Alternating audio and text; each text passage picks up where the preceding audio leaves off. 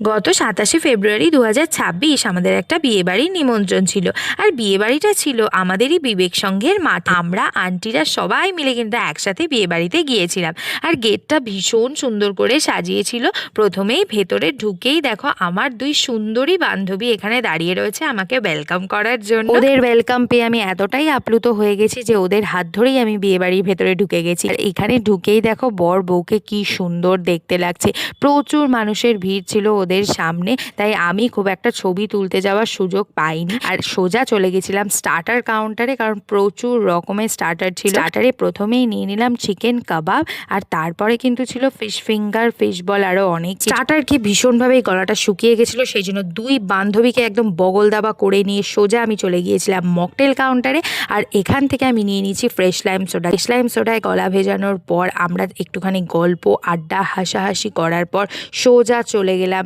Dinner করতে। প্রথমে একটা ফ্রেশ অ্যান্ড ক্লিন প্লেট নিয়ে আমি তার মধ্যে কড়াইশুটির kachori, chana masala, fish fry, salad আর কাসুন্দি নিয়ে নিয়েছি। আর কচুরিটা দিয়ে প্রথমেই চানা মশলাটা খেয়ে আমার জাস্ট দারুণ লেগেছে। আর সঙ্গে এই ফিশ ফ্রাইটা এত ভালো হয়েছিল। আর এরপর ছিল মাটন বিরিয়ানির সঙ্গে চিকেন রেজালা, আর এই দুটো তো দারুণ ছিল। আর শেষে ছিল চাটনি, পাঁপড়, সঙ্গে রসগোল্লা আর চমচম, যেটা আমি দুটো নিয়েছিলাম। আর শেষে ছিল আইসক্রিম পান, তবে আমি পানটা খাইনি, আইসক্রিম খেয়ে চলে এলাম বাড়ি। টাটা।